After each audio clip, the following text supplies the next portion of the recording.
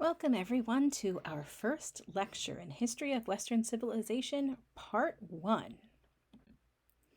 Okay, so as I hopefully mentioned in our first introductory lecture, this class is going to focus mostly on peoples who live in Europe and the Mediterranean. We're going to be starting with the first beginnings of city formation and the practice of agriculture, and we're going to be moving onward from there. Hopefully, we'll try to get to the 1500s. That's maybe a little bit ambitious, but we'll see. And then setting us up for History of Western Civilization Part 2, if that's something you're interested in. At any rate, what we need to do before we can really even get started is to talk a little bit about the world and human existence, not just in Europe and the Mediterranean, but globally. Before this transformation takes place. And it's important to take a little bit of time to mention that rather than simply jumping into the agricultural revolution, because you must understand that people lived as hunter-gatherers, which is the term we use to describe how people made a living before they practiced agriculture, for the great majority of human existence.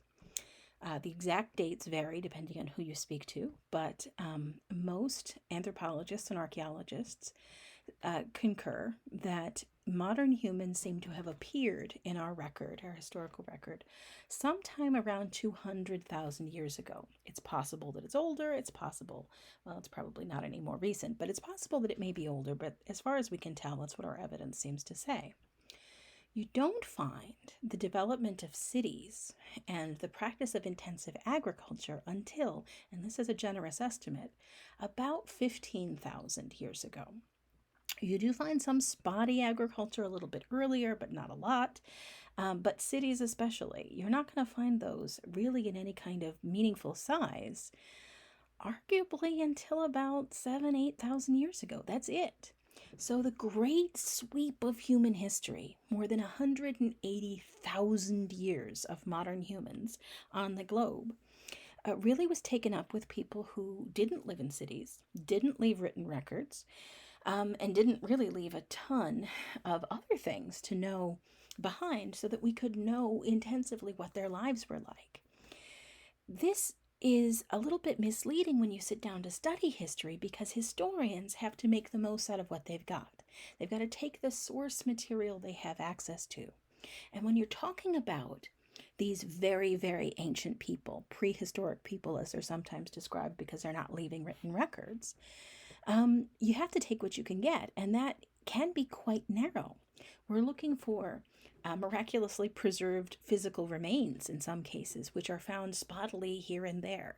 So you might find a body in a bog, and then we can study the skeleton and know something about diet, and you can know something about the general health. You can know actually a lot from forensic anthropology, as it's called. We also look for artifacts, things were made by ancient peoples. We look for paintings like the one you can see here. We're going to expand on that in just a bit. We look for these pieces of evidence. But when we talk about people in the time prior to them living in cities, these pieces of evidence are scattered, they're difficult to find, they're quite scarce, and that can contribute to a really misleading picture, because we're trying to put together a puzzle to give us an image of what life was like for people. And let's just pick a date. I don't know, 100,000 BC. But the information we have to create that picture is really spotty and scattered and not very complete. And so our picture doesn't have the highest likelihood of being accurate. All we can do is take our little pieces and put them together in the best way that we can to get as complete an image as we can.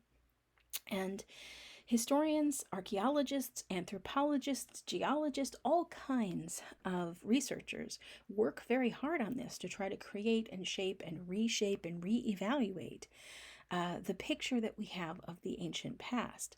But even with all of their work and all of their many advances, what we're left with can be frustrating for students, because there just isn't that much to look at. There isn't that much to see from our perspective. And so it can be hard to remember just how big a portion of human existence this time period represented. It is the great, great, great majority. People lived as hunter gatherers, they didn't live in cities, they didn't practice agriculture, they didn't leave written records behind.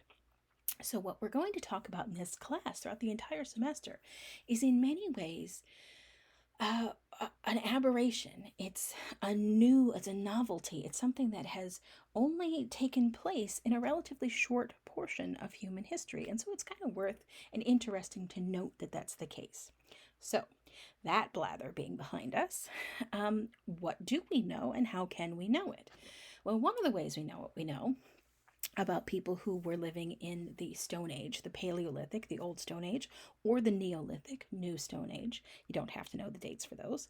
One of the ways we know about those people comes from the things that they leave behind, that are preserved one way or another, so that we can see them now. Some of the most dramatic and exciting of those things that are left behind are pieces of art. In Lascaux in France, there's a very, very famous series of paintings inside a cave that was probably produced over several generations, over a relatively long period of time, by people who lived in that region between 18,000 and 15,000 BC. And they leave behind these fantastic images, mostly involving animals. Sometimes there are some human-like figures, like there's a guy there on the bottom left. He looks kind of birdy, but he's between the bird with long legs and the buffalo.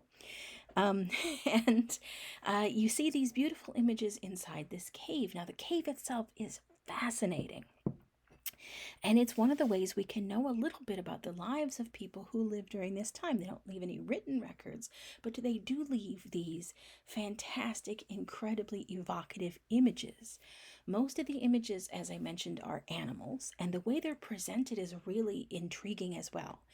They were painted inside a cave that was a cave at the time they were painted. It wasn't like it was ever open and people moved in and out. It wasn't a place anyone ever lived. There's no record, there's no sign of fires that were being built for cooking. There's no garbage or refuse that was ever left behind and then entered basically into the preserved record. There's no sign that people ever lived there, but some people at least entered this cave, which would have been dark, and so they would have to light it with these torches. And they decorated the walls, the ceiling, and in some cases, the openings inside the cave are quite high. They're 8 or 9 feet to the ceiling. And so the only way the ceiling could be covered in these fantastic murals is if the people painting created scaffolds and climbed up on them and painted while they were on these ladders or scaffolds off the ground. And they used a variety of techniques, brushes, it looks like they dabbed with cloth in some cases. They even used an ancient form of airbrush where you take pigments in your mouth and then spit it at the wall. You can see it with the mane of the horse that's on the bottom right there. The effect that has. It creates this very soft outline, and it creates an image on a rough surface of the cave, for instance. That's very it's multidimensional, and the images that are made, you see lots of animals kind of overlapping each other, moving in the same direction, sometimes moving in contrary directions. But if you were in the cave, if you can imagine that, in order to get there, if you're an ancient person, you have to crawl through a relatively narrow opening with an open fire, a torch, very likely didn't have lanterns or lamps. You'd crawl in with a torch. You'd light a fire inside the room so that you could see what you're doing. If you've ever been in a room that's lit primarily with firelight, you probably have a sense of what that might be like. The light itself flickers, and it's not terribly bright unless you build huge fires we don't really see any evidence of. And so you're in this mostly dark area that's lit by fire. And up on the ceiling and the walls, you see these images of animals, incredibly, I wouldn't say they're lifelike. It's not like they look like photographs, but they capture the impression of the animals so evocatively and so kind of movingly. If you can imagine what this must have looked like with the light flickering, the dark space around, these paintings lit up, they look like they're moving. They look like they're alive. And so this is an incredibly dramatic space. And it tells us all kinds of information about the people who left it behind. Now, these are people that leave us almost nothing. We have almost no bodies where we can analyze their skeletons of people that were left from that time, or any kind of more preserved body from 18,000 to 15,000 BC in this part of France. We have almost no records. We have a few here and there, stone tools, things like that, left behind of their material life, but we do have this cave with these paintings in it that show that people were there. It also shows us something about what their life must have been like, because you can see animals, like you can see the aurochs, that's the cow looking thing that's up there on your top right. And the horses, you can see the horse both on the bottom right and the horses that are in the image above. There were images of all kinds of animals that are identifiable: buffalo, sheep, the deer kind of in the center there with the antlers.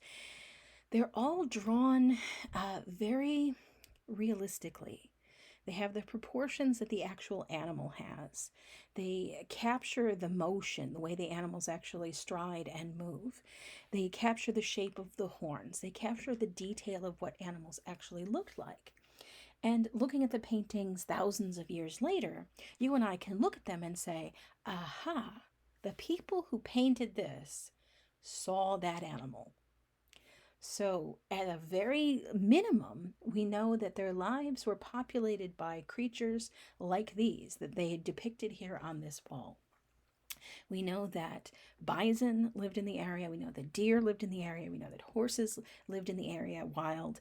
We know that the ancestor of the cow, the aurochs, lived in the area. We know all of these things must have lived locally because people depicted them in ways that are not just maybe that's a horse, but it's clearly a horse. So it's somebody who drew this from life. And if you want further evidence of that, all you have to do is look up medieval manuscript depictions of animals that the people who drew them had never seen.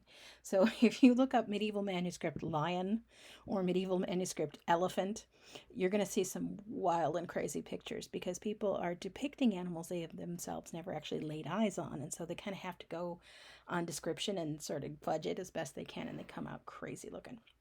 At any rate, not to get too far off topic, we have these caves, we have these images, we can conjecture about what they meant to people. We have used them to prove that people lived in this area. We can use them to prove that the people who lived in this area interacted with these animals. We can use them to guess with a pretty strong certainty that the images that are produced in these circumstances, inside a dark cave by climbing up on a scaffolding, that they were important to the artist or artists. They're most likely, almost certainly, more than one, that they were important, that they mattered. Beyond that, though, there's a really open question. We have this, it's wonderful, it's fantastic, but what can we really know based on these images? We can know what kind of mineral compounds were around because they were used in paints. We can know what kind of animals were around. We can know that there were people there. And we can conjecture that animals were very important to the people who created the paintings. Beyond that, there's a lot of other conjecture that really is just kind of guesswork. Did these paintings have a ritual significance? Were they religious? Were they probably weren't at all meant to be just home decorations, since people didn't live in the cave and it was hard to get to see them. And there wasn't a lot of evidence of foot traffic in and out.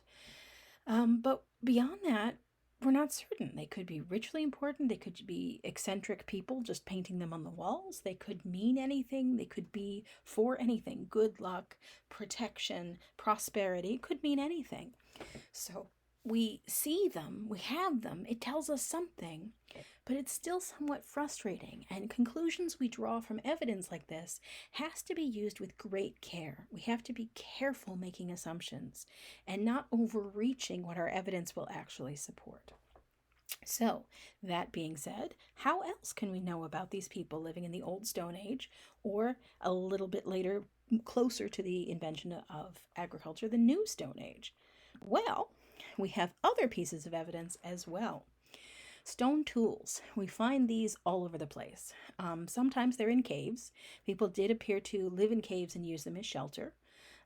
in both the Paleolithic, Neolithic, and right up through modern times, especially in parts of the world where building materials were scarce. But that doesn't necessarily mean that people were cavemen and lived only in caves and that was the only way that they lived. Part of the reason we find so many artifacts and relics in caves is because caves are excellent environments to preserve things. And very much about what we know about the Paleolithic in particular, the Old Stone Age, comes down to an accident of survival. We know about the things that happened to survive so that we can look at them and analyze them and think about them. But conditions are not always great to ensure the survival of stuff. To give you a little example of how this works, the stone tools that you see here. When people make stone tools, I had an anthropology professor years ago who did this as a hobby. He was a flint knapper. He used to make stone tools out of stones that he found around. The process has a lot of advantages to it. Most of the stones that make good tools are relatively widespread. They're fairly common. You can find them, they're not, every other rock you look at, but they're fairly common. You can find them all over Europe and the Mediterranean. It's not that difficult to get your hands on them. Also, the process of making stone tools is relatively straightforward. It's something most people can learn in a relatively short amount of time, certainly not more than a year or two to be fairly proficient. And if you could, I guess, be really expert if you got better and better at it, but you can make the kinds of tools you would need to get by fairly simply. It doesn't require a complex understanding of really any kind of fancy science. It doesn't really require the kind of mastery of skills that are impossible for people to pick up. Most people can get the materials they need. Most people can acquire the skills they need to make these kinds of tools relatively easily. And that means that they're cheap and readily available and easy to replace.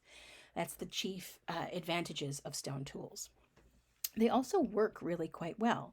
You can see on the bottom of that blue background picture, that's something that's sometimes referred to as a hand axe.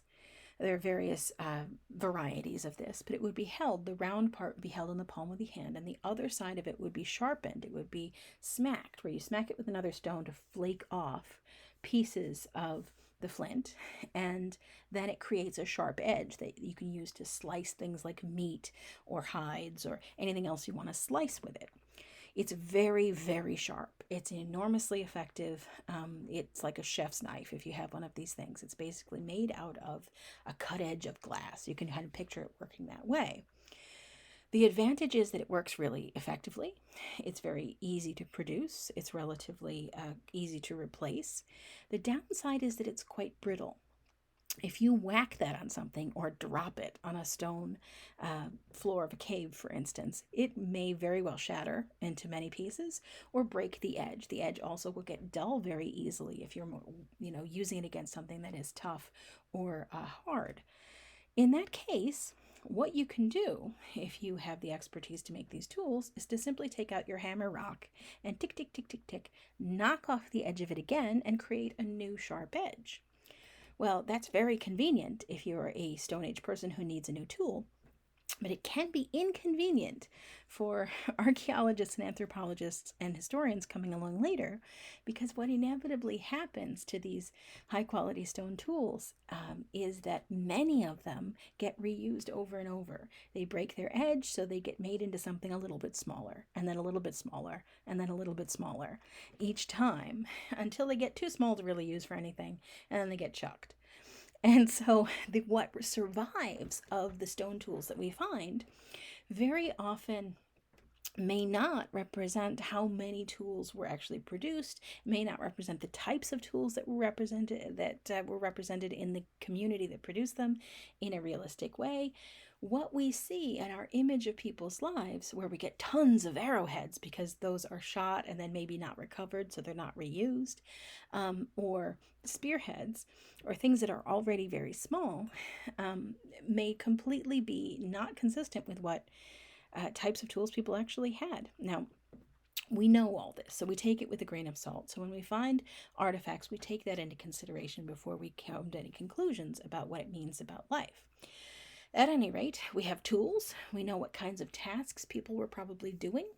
The fact that we find spears and arrowheads means that they are using weapons. You can tell what types of weapons people might be using. And what you find from the Stone Age is mostly spear points, some arrowheads as well.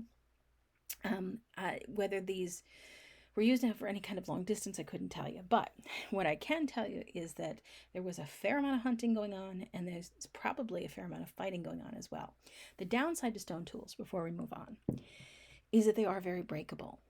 And so while they work usually pretty well for hunting, you do have to be careful. A stone spear point that is driven into, say, a mammoth, as in fact some old Stone Age people did hunt mammoth, is at high risk of snapping if it hits something very hard, like a mammoth skull or a bone. Also, if you were two human beings and you wanted to, say, fight over territory or whatever else, you can definitely hurt each other pretty seriously with these very sharp pointed weapons. But the downside is that you can't hit one another's weapons and have a fight with it. So if you had a stone knife and your opponent had a stone knife, they're either so heavy that you can't effectively swing them at each other with any speed, or they're going to be so brittle that if you were to smack your knife against somebody's armor, or just, well, we'll get into armor later. If you were going to smack your knife against someone else's knife, they're both going to break. It's not useful for that kind of thing. Similarly, armor can't be made out of stone very effectively. It's too heavy. It can't be shaped easily enough. It's just too difficult. So there are downsides to stone tools, but the upsides are significant, and it goes a long way to explaining why stone was the preferred tool substance for hundreds of thousands of years, because it is easy to make them. They're readily available. They're easily replaceable. You don't have to have advanced techniques. You don't have to have specialists who do nothing but make tools all day long. Everybody can do it if they want to. Other pieces of evidence. We have artifacts, other pieces of art, not just paintings that we find around, but we also have small sculptures. Sometimes they are carved out of stone, sometimes they are made out of clay a little bit later, and we find them all over the place. Later we're going to find pottery. We'll get into that in a bit. And those too will tell us a little bit of something, but they take a fair amount of interpretation.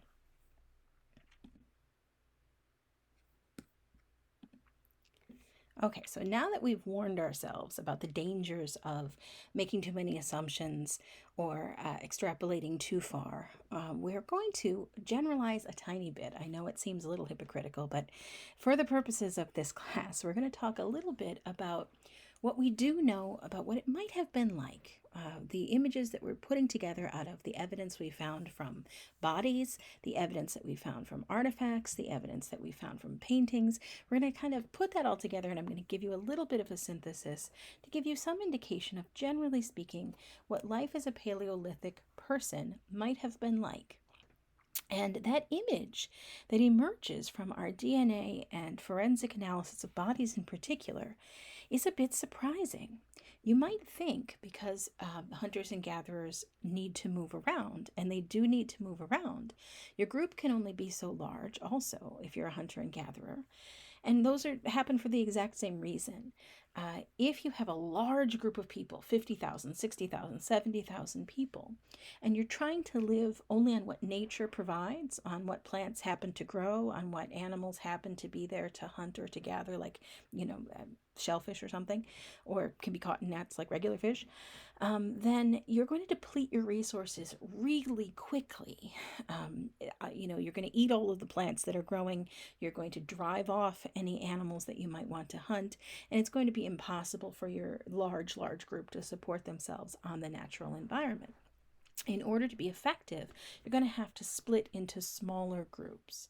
And those groups are going to have to move for exactly the same reason. If you stay in one place all the time, you're going to deplete what's locally available, and you're going to have to venture further and further and further afield in order to gather enough food or to hunt enough food. And then eventually it's just going to be pointless, and it's better to just pick up stakes and move your entire community to a place that is more resource rich. So hunter-gatherers, it is going to vary, no doubt, between groups, how much they move, and when and why exactly, but hunters and gatherers, almost by definition, have to be mobile. That's going to have knock-on effects. If your society has to be mobile, if you're going to move once, twice, 10 times throughout the year, perhaps even constantly, if your society is going to be moving all the time, you are limited in the type of material culture you can surround yourself with.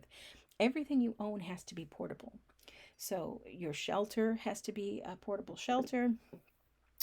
Your goods have to be things you can pick up and carry with you. Your tools, all of the stuff that you need for your life has to be something that you can carry with you.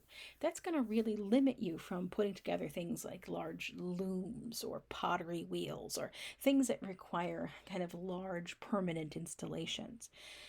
It's also going to limit the type of building you're going to do or pursue. And this ends up being very frustrating for historians because hunters and gatherers aren't leaving behind large brick and stone structures, generally speaking. There are a few exceptions. And for that reason, they're not leaving behind very much that historians can look at and say, this gives us insight into how their lives must have been, because we don't have foundations of buildings. We don't have the monuments that have names carved on them. We'll get to that much, much later. We don't have those things to look at. And so it's very frustrating because people's lives, which may have been enormously comfortable, fulfilling, and pleasant, are nevertheless invisible to us. And we just kind of have to guess what they were like. Okay, so that being said, what do we see from the evidence we have? Well, hunters and gatherers seem to have been well nourished. They seem to have mostly lived in small groups. Men, in particular, this is from isotope analysis of their bodies, which give you some indication of whether you stay in one place or whether you may have traveled and eaten food grown in different parts of Europe or not. Men seem to have, at least among the bodies that we've recovered in Europe, lived fairly local lives. They stay more or less, their bodies are found more or less within 50 miles of where it seems they've lived their entire lives. That's not always the case with women's bodies. Sometimes they seem to have traveled much further. Now, how we interpret that is really up in the air. It could be that women are getting together in groups and going out and having adventures. That's one potential explanation I've seen in print.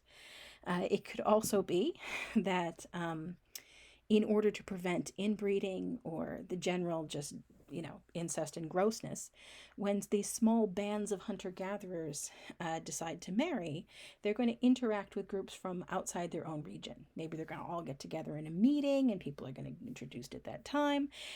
Who knows? It could be that there's something like that going on. It could be that it's easier for women to join new groups if they find themselves at a disadvantage, if they're sort of orphaned from their own group one way or another.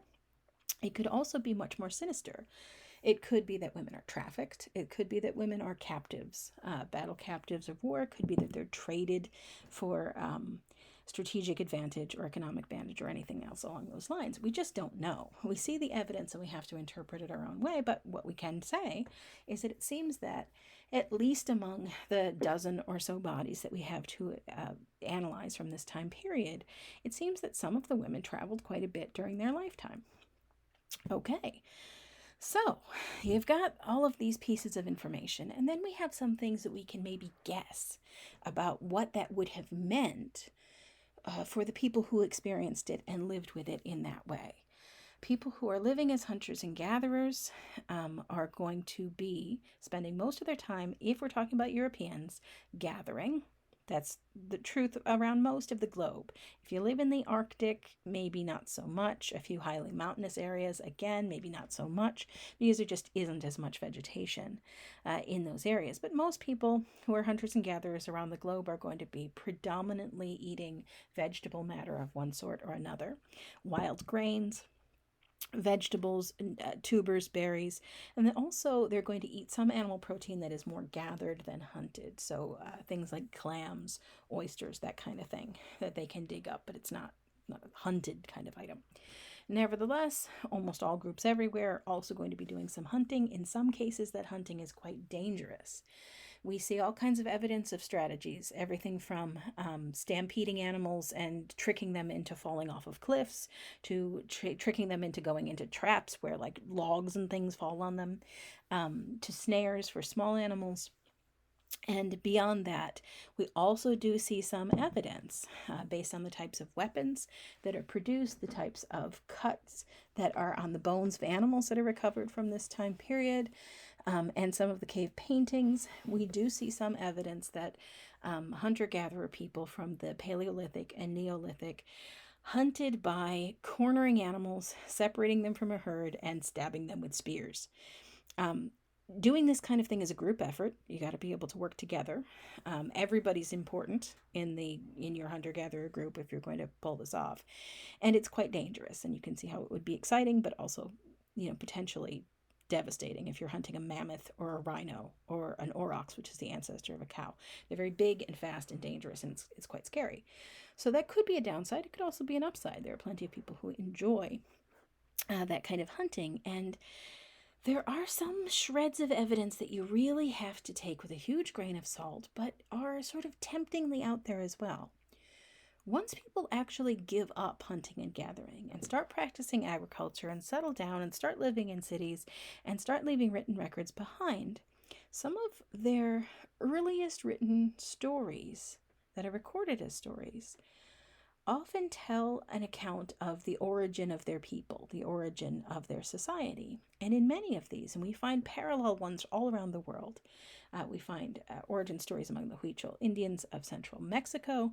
You find them in the Epic of Gilgamesh, which we'll talk about in class. You find them all over the place. And in these stories, what you find, even all around the globe, is a common theme that once upon a time, people lived in harmony with nature, and they just ate things that grew out of the ground, and everything was great, and everyone lived this wonderful, harmonious, great, fantastic, one fine, free and easy kind of life. And then something happened, and what it exactly is varies from culture to culture, but something happened, and then everything went to pot, and everybody now has to work really hard, and life is really difficult and dreary, and everybody hates it, and we're all sad. And you can find themes like this in literature from all over the world, and it's very tempting. We have to be careful. But it's very tempting to look at that and say, maybe the experience of moving from hunting and gathering or pastoralism to agriculture, either one, perhaps there is a sort of cultural memory about that. Now we have to be careful, so we'll put a pin in that just a little bit. Beyond that, let's just talk practicality. When people live in small groups, this is going to have an impact on how much say they have over their own lives. This doesn't mean that you couldn't be a terribly abused person just living with your family. Plenty of families are horrible. I'm sure they were then as much as they are now. But if you live in a group of people that is mostly your family, the opportunity for something we would define as tyranny is somewhat limited, especially given the lifestyle of hunter-gatherers, where everybody knows how to gather, everybody knows how to hunt, everybody knows how to make their own tools and their own shelter and their own clothes and everything they need for their lives. So if your leader goes off the deep end a little bit and decides to do things that are really just intolerable, it's a relatively simple matter, or should be, or perhaps could be, for part of the group or all of the group or just an individual to simply say, you know what, I'm out of here, I'm going to leave. And there's a limit to how much hunter-gatherer leaders can do about that. And this is supplemented with evidence, again used very carefully, from modern hunter-gatherer groups. Leaders of hunter-gatherer groups have to work very hard in the modern world in order to keep their group together and to stay in charge. They have to convince people that they're worth following. Because it's too easy to ignore them or put them aside or simply drift off and do their own thing. It's not going to be that way once we get to the agricultural societies that we're going to get to in a little bit, but for hunters and gatherers it is. So there's a limit to it. Also, if you're living in a group of 30 people or 60 people, which would be absolutely consistently normal for hunter-gatherer group, the opportunity to have your voice heard is, at least theoretically, much, much easier than if you live in a group of 10,000 people or even 5,000 people. That the opportunity to simply go to whoever is making the decisions and say, you know what, I think maybe we ought to go to east instead of west. Or I'm really unhappy with how this jerk that shares my tent is treating me. That kind of thing is much easier to do if you're on intimate terms with everyone in your group and your leadership than if you live in a large society with a more formalized leadership that might be less accessible to the average person. So, generally speaking, and this is not going to be true in every individual case, but hunters and gatherers live in smaller groups. They have more say over their individual destiny, and they have more options if they disagree with how things are going. They also seem to be eating pretty well and be in generally pretty good health. There's also evidence from bone break and recovery patterns that you find that uh, social support definitely exists among hunters and gatherers. Even though they're moving all the time, they're human beings just like we are. And if somebody gets sick or hurt, we see all kinds of evidence in the bone record that people survive injuries they really couldn't have survived on their own without the support of their social network. So we have all of these things. Nevertheless, there are risks. You could encounter hostile other groups. There could be competition over territory. It is possible to diffuse that by simply moving on in many cases, but there's possible encounters with other groups you might have to worry about. On those lines, and apropos of our current, situation geopolitically, disease among hunters and gatherers certainly did exist. There are signs in the bone record that people were sick one way or another, they'd had infections. But for the most part, serious widespread disease was quite uncommon, and part of that had to do simply with population density. In the time when people are hunters and gatherers, they didn't live tightly packed together. They couldn't because there wouldn't be enough food. And even though they travel around, they don't necessarily have large numbers of interactions with other people. As a result, contagious diseases were not especially um, widespread and not especially devastating. You didn't have things like typhus sweeping through an entire population and killing everyone, as far as we can see. So, in that way, there's another advantage to be living as a hunter and gatherer. So, the more you look at this picture, the more it makes a bit of sense that for more than 150,000 years, this is just how people lived. This is how they made a living.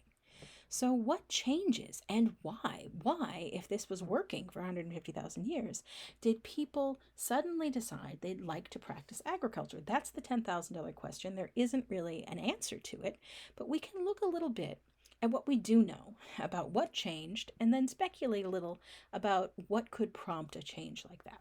Okay, so moving on. So, agriculture. For our purposes, I'm going to define agriculture here as the intensive planting and cultivation and harvest of plant based foods.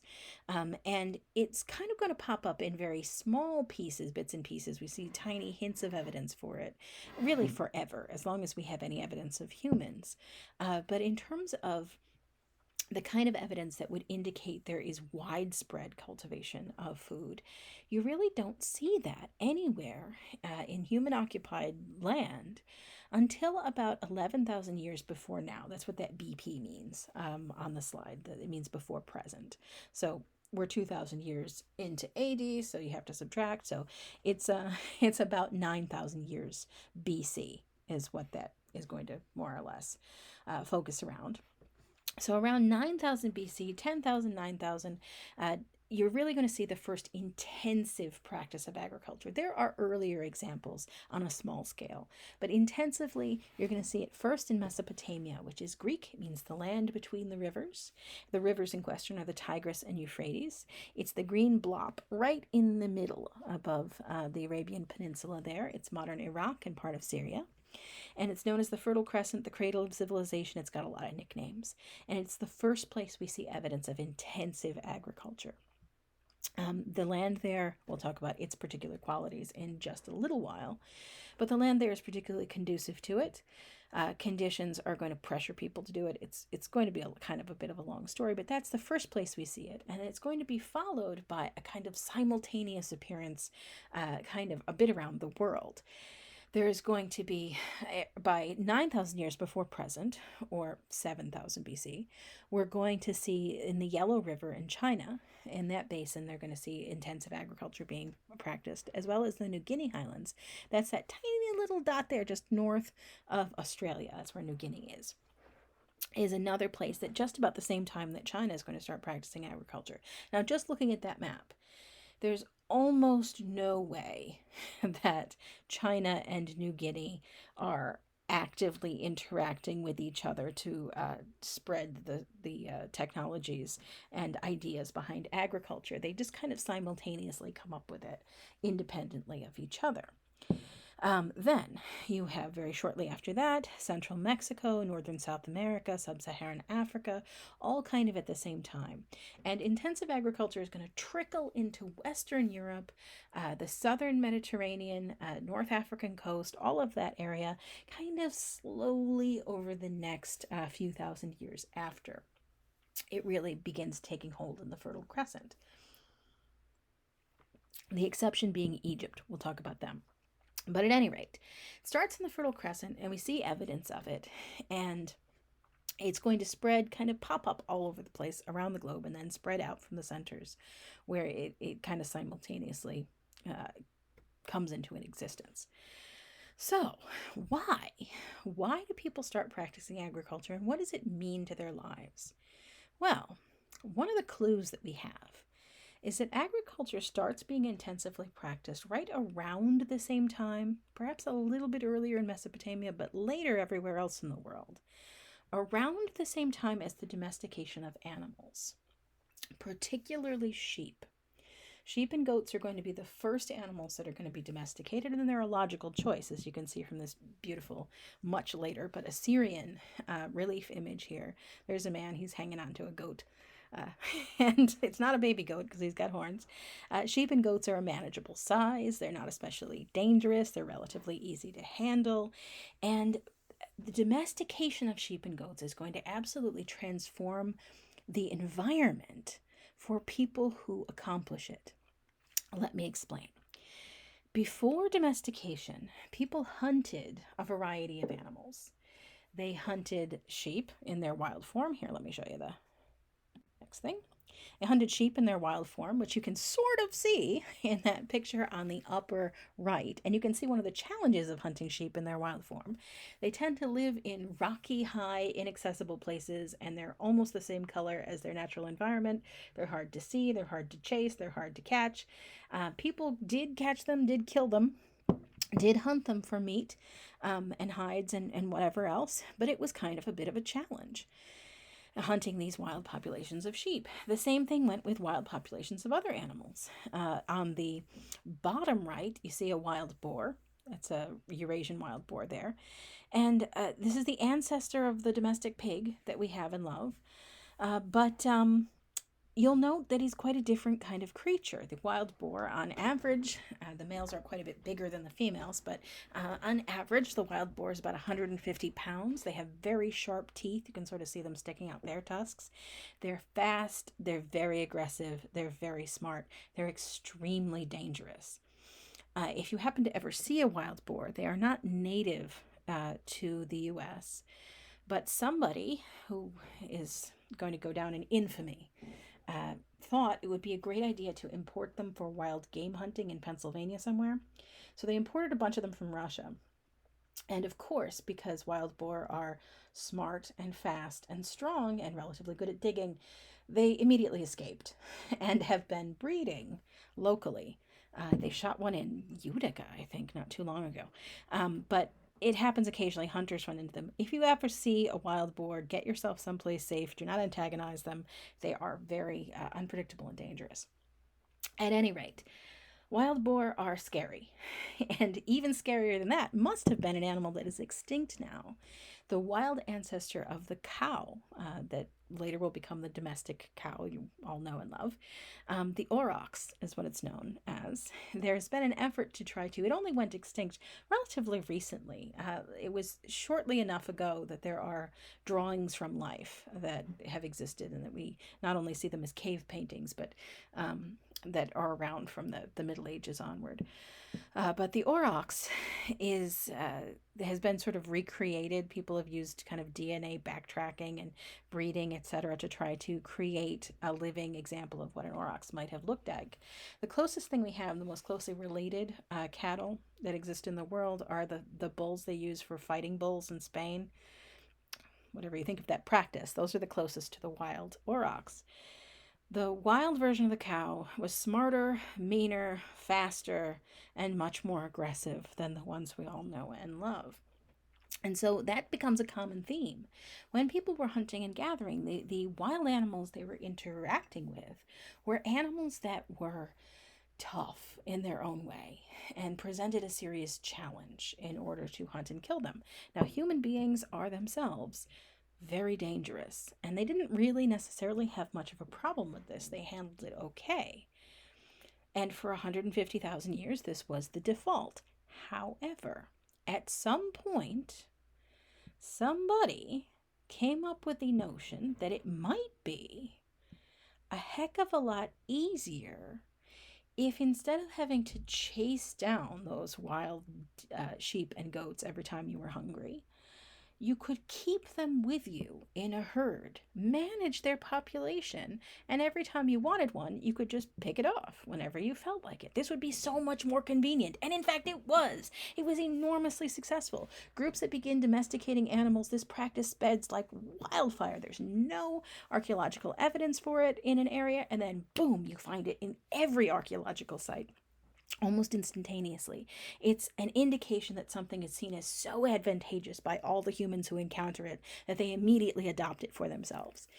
Having domesticated sheep has another, and cattle as well, less pigs, we'll get to them in just a bit, but having these domesticated ruminants, animals that eat grass and brush and then chew their cud especially, but animals that eat grass and brush has another huge advantage.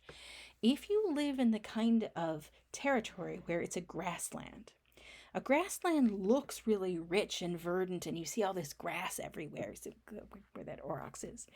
But there's a problem if you're a human and you're living in a prairie or a grassland. And one of those problems is that people can't eat grass. I mean, you can, it's not poisonous, it won't hurt you.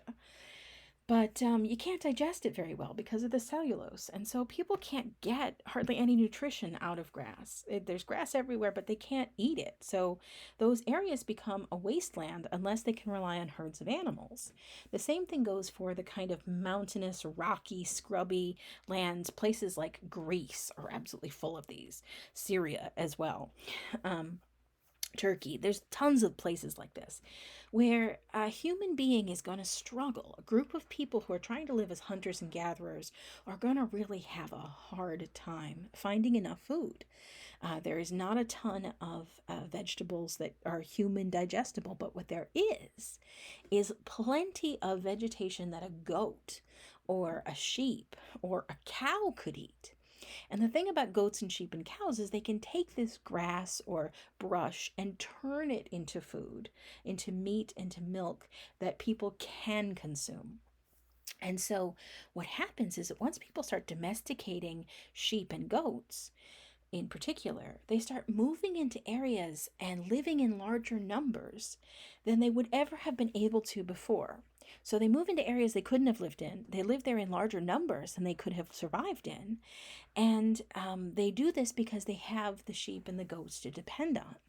So the first thing that happens in many areas is pastoralism. People start keeping herds of animals before they start practicing agriculture. Not always, but generally that's how it goes. And they rely on these animals to make it possible to actually create the food that they need to be able to pull that off. So you're probably asking yourself, well, this doesn't answer any questions at all. Why? I mean, if people start practicing agriculture because they can stay in one place now because they have herds of animals. Why did they suddenly have herds of animals after 150,000 years of not having herds of animals?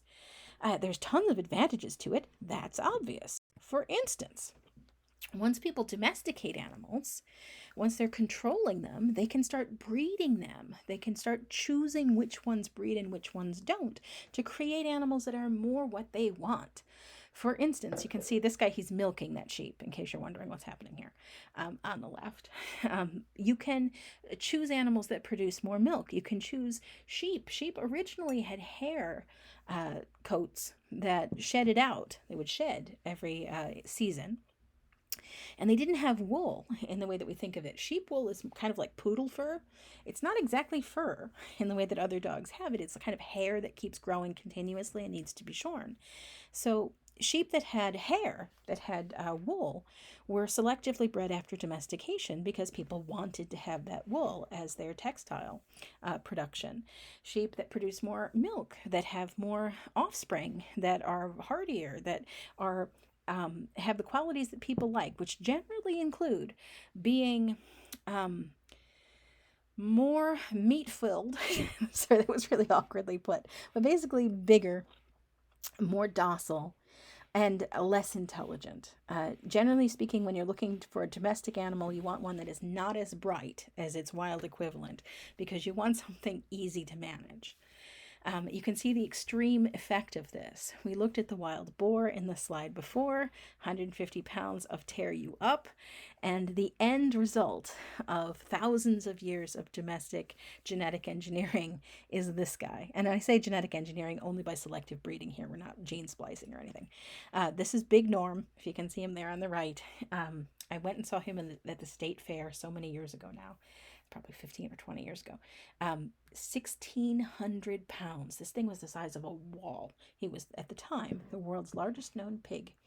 He could walk and everything, but he was just enormous and wasn't going anywhere fast. And that is the kind of thing people select for when they're choosing domesticated animals versus wild animals. So now we're back full circle. Why did people suddenly start domesticating animals when it was so advantageous? Why didn't they think of it before?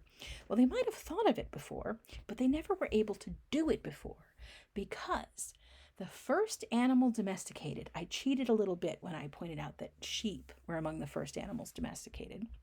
There was one that was even earlier. The earliest animal domesticated is the one that made all of the rest of it possible. The dog. There he is. There's a lovely cave painting from Algeria. You have other painting that's a bas-relief from Egypt, and then of course there's a Roman mosaic much later. The domestication of the dog is what made the domestication of sheep and goats possible. This happens, and the date lately has been moved and moved and moved. It seems to have happened simultaneously, at least in two places. One in China and one somewhere in Mesopotamia-ish area, the domestication of the dog. Most dogs, however, seem to have been descended from a single or at the most 2 or 3 lineages of the earliest domesticated dogs. And they're just all descended from basically the same group. They are all descended from wolves, no matter how big or small or what shape they are or any other quality about them. Dogs have a great deal of physical plasticity into their gene code. So they can take a lot of variation in their physical form and relatively easily in few generations. But they're all descended from wolves, and the domesticated wolf utterly transformed what was possible for hunters and gatherers and made it possible for them to transform into people who kept herds of animals. Sheep, as we saw with the image a few slides ago, lived in high mountainous rocky areas. They were inaccessible, they were hard to navigate. A human on foot had a hard time chasing sheep down, if not an impossible time chasing sheep down in this kind of an environment. But you know who can chase sheep fast enough to catch them and control them and move them where you want to move them is a dog. The very first domesticated dogs were domesticated at least, we think, at least about 10,000 years before you saw the domestication of sheep and goats. It wasn't a no-brainer, but the one did make the other possible. The very first domesticated dogs offered a huge amount of advantages just on their own. They lived with hunters and gatherers. They spread really, really fast, just like the domestication of other animals did, where humans who saw other humans who had dogs wanted dogs of their own. They could see the advantage, and it was very popular, and it spread like crazy. It's like cell phones. And so What were these advantages? Well, a dog gave a hunter gatherer group a number of key benefits. First is that they could be guardians. And this is one of the ways that dogs differ from wolves. Wolves howl, they snarl, they do bark and yip a bit, but they really don't bark in the way that dogs do. They don't bay at things, they don't bark, bark, bark, bark, bark. Not really a kind of thing that wolves do, but dogs do. And part of the reason that there's this difference is because people artificially selected the dogs that would bark because what they were looking for is an alarm system. They wanted dogs to bark and frighten away or alert them to the presence of predators trying to steal their stuff, scavengers trying to steal their stuff. If a bear is coming to try to eat your food stores, they wanted to hear about it. They wanted the dog to chase away any of these animals that were causing problems. Dogs could chase away also people. It could be a warning that strange people were coming into the area, and a guardian in that way as well. They were also hunting companions very early on, as you can see from the cave painting and also from the Egyptian relief, where they made it easier. Dogs will naturally display hunting behaviors you see in wolves in a modified way when you take them out to hunt with people still. So they naturally, this is where herding dogs come from. They naturally are going to try to sweep outward and move in such a way as to drive a prey animal, like this poor antelope springbok kind of thing up there in the top. They will naturally try to drive prey animal toward the other members of their group, whether they're other dogs or whether they are humans. And in hunting animals, they do this so that eventually somebody's going to get close enough to either stab it or bite it or grab it or drag it to the ground. When the dogs become herding dogs, and this takes a long time after domestication, they go through the same process where they stalk and they circle and they drive animals so that they go back toward the hunting companion, but then they don't do that last step and bite. So a herding dog basically is a hunting dog that doesn't bite. That's kind of what they do. They just constantly circle and keep the animals together, and then eventually they learn how to take all kinds of fancy cues and all that sort of stuff. But what happens with the domestication of the dog? They have all these advantages. It spreads like crazy. Everybody's got dogs. Eventually, somebody figures it out. A dog naturally displays a behavior that makes it possible. People put two and two together. Who knows what happens? But somebody figures it out. Everybody copies them, and they start domesticating sheep and goats. And the groups that do this have a huge advantage over others.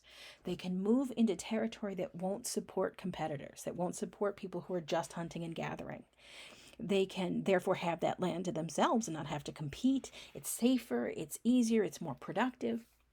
They have this edge. And by keeping animals in domesticated groups, by keeping their sheep and goats in herds, they can maintain bigger populations of their own. They no longer have to sneak up. They no longer have to rely on just what animals they can naturally catch or what plants they can naturally gather. They can have the herd that they can depend on, that will be there as a reliable source of food whenever they need it, so they can have more kids. They don't have to split their group apart if they happen to have more people. Instead of having 30 people, maybe they can support 50 or 80 or 100. It's more possible to live in larger groups, and that gives them an advantage, because if you encounter strangers, potential enemies, competitors for your territory, the bigger your group, the bigger the edge you have. And the only thing that stopped hunters and gatherers from having big groups in the past was because it couldn't feed them. So all of these things snowball and build on each other, but they have a consequence. People move into regions where their sheep and goats maybe are helping them to survive in that land. But then something happens. The climate changes, or their population grows too big, or there's too much pressure from other groups that also have domesticated animals that are trying to move into the same area. Something happens. And they realize they're not getting enough food, that it's not advantageous to them, that they have to supplement their diet somehow. They can't just live on goat and nothing but goat in the grassland. They have to do something to produce food that will be more nourishing and give them a better diet. And so, generally, as far as we can tell, reluctantly, people start practicing agriculture. And why do I say that they do so reluctantly? Well, the thing about agriculture is that it's very labor intensive. Compared to the lives led by hunters and gatherers, and we're using modern hunters and gatherers, and I completely want to remind you this may not be something that is a safe assumption that they're the same. But modern hunters and gatherers live in horrible, we shouldn't say horrible, I'm sure they're fine, but they live in places that are very inhospitable. That's why they're allowed to still be hunter gatherers there, because nobody else wanted to move in and farm, because you can't, because it's terrible. They live in places that are desert areas. They live in places that are really just very difficult to survive in. And so you'd think their life would be hard and you'd spend all your day hunting and gathering to get enough food and to provide yourself with your clothes and your shelter and all the things that you need. But on average, modern hunter gatherers work about 4 hours a day. So that's all of the time they need to gather the food they need, to hunt whatever food they're going to hunt, to make their clothes, to make their pots, to make whatever it is they're making for their material support and healthiness and happiness, and the rest of the day they have to themselves. Agriculturalists are not going to be so lucky. Usually their work will be seasonal, but while you're working, everybody has an image in their head about how hard a farmer works. While they're working, agriculturalists are going to have to work very intensively, doing things like digging ditches and plowing, which we're going to get to in just a bit, and weeding. And it's repetitive, difficult, back-breaking, tedious work for during the growing season, as long as there is enough light to do it. So all day long, and in some cases they'd get up and work by the light of the moon as well, because it's a race against, the seasonal change to get their crops in and harvested and grown and all that kind of stuff. So agriculture is a difficult process. It's generally a daunting prospect. It's something people don't want to do, but they do it because the alternative is starving to death. Now, in some places around the world, agriculture will not just be practiced as kind of a supplement to pastoralism, to keeping herds of animals. It will start being practiced in a really intensive way, and that intensive way will start really paying off and producing enormous amounts of surpluses. So even though the work is very backbreaking, even though it's tedious, even though it's very difficult, even though you see negative impacts on the people who begin practicing agriculture at this point, the bodies of early agriculturalists, compared to hunters and gatherers, are in much poorer shape. They're not as well nourished. Their bodies show much more wear and tear on their joints and teeth. They have just all kinds of signs of greater disease, shorter lifespans. It's just much more difficult to be an agriculturalist in most places in the world. In fact, you could argue everywhere in the world, unless the alternative is starving to death or dying by being slaughtered by your neighbors. However, in some places, particularly river basins, the payoff is potentially extremely high. Mesopotamia is one of those areas. Now, I'm showing you the kind of global view up there in the left, satellite image. It wouldn't have looked exactly the same in, say, 8000 BC, but it does kind of communicate something I think is worthwhile. Mesopotamia is that tiny kind of smudgy area in what is now Iraq. So if you see Africa and you keep moving to the right, there's that kind of boot-shaped Arabian Peninsula. And then if you go to I'm trying to explain where it is without, if you don't, there's no names on the map, so I can't point to them. But it's just that tiny little smudgy area kind of right between that and the rest of Asia, where Iran and India and all those kind of wonderful places are. So right there, that's where it is. Egypt is even narrower. They see that tiny little line in North Africa? That's Egypt. So you have these tiny little lines of green that are surrounded by really arid territory. So if you can see the picture of the date palms that is to the upper right, you can see this really starkly. On one side of the river is agricultural area that has been irrigated with water from the river. On the other side of the river is land that has not been irrigated. And you can see the stark difference. It goes from sand to lush green growing area. It's even more extreme in places like Egypt. So with Egypt too, that's another place where agriculture it's going to come hot on the heels of Mesopotamia, where the first cities are going to be built in Mesopotamia, but then very shortly thereafter in Egypt. Empires and kingdoms are going to be developed roughly simultaneously, and they have a very similar set of highly contrasting conditions. You have an extremely arid area that is watered by the river. And so, in order to turn the land into fertile, growing land, it requires a lot of work. You have to practice irrigation. We'll talk about what that all entails next time. You have to dig ditches, you have to make canals, you have to build up dikes to prevent flooding at inopportune times. It's enormously labor intensive, but the payoff is potentially tremendous. And that's why these are the places where you first get cities. These are the places where people start being able to live in large numbers because it's an area that is very high risk. It's areas where people are going to want access to these resources, where the surrounding environment is very hostile. But it's also high reward. The land is enormously fertile both in Mesopotamia and Egypt. It's possible to produce enormous, not just enough food for everybody in your large population, but way more than you could actually eat, which can then be traded. And so everything kind of snowballs from domesticating animals to starting to practice agriculture in these very hostile environments to then that leading to the development of cities and the building of communities where people are living in the tens of thousands instead of simply in the tens, which is what we often found with hunters and gatherers.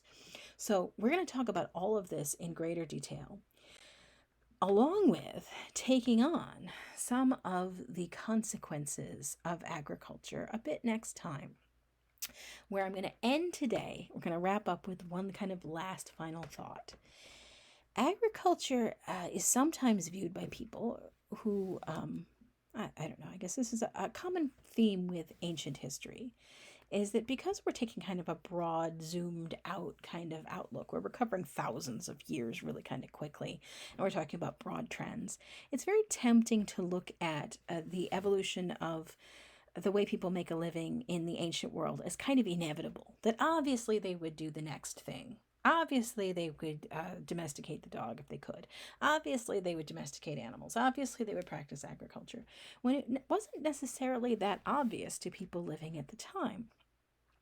We can see why they probably did it, we're reasonably sure.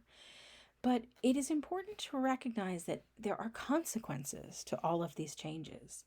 People living as agriculturalists are not, especially early agriculturalists, are not just living the high life. In many cases, they are paying a serious price. They pay a physical price. Their bodies have a lot more wear and tear. They have more malnutrition. They have more disease. They have more just general problems. Their lives are a lot harder from the evidence we have than hunters and gatherers' lives were. If you can thrive as a hunter and gatherer. If the alternative is starving to death, not so much. Socially, there's also a consequence.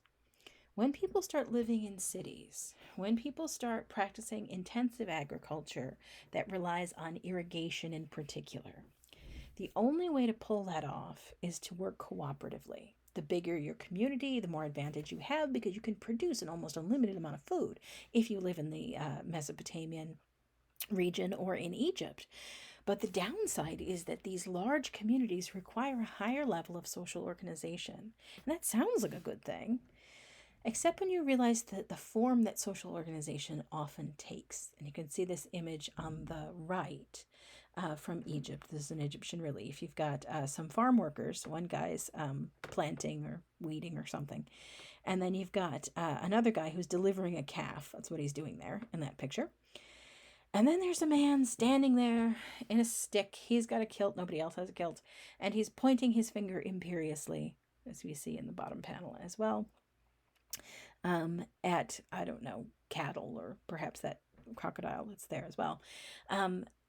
What you see evidence of, and what we find not just in the painted sources or carved sources, but increasingly we're about to talk about written sources. We're going to get to that. What you see evidence of is social hierarchy developing. Instead of being the leader of 30 people, all of whom are related to you, the leaders of these new cities are warlords. Later they'll be kings, emperors, Pharaoh. We'll get to that in just a second. And the rights of people, individual subjects of these leaders, diminish and diminish and diminish kind of at the same time, where they have less ability to simply pick up and move if they're unhappy. They have less ability to communicate their feelings to the people in charge. It becomes a more stratified society, and one where you get divisions, where some people are living a lot better than other people, which you didn't necessarily find markedly in hunter-gatherer groups. So we'll talk about all of this and more next time as we get into specifically Mesopotamia and perhaps Egypt. So join me again for our next lecture. Thanks a lot.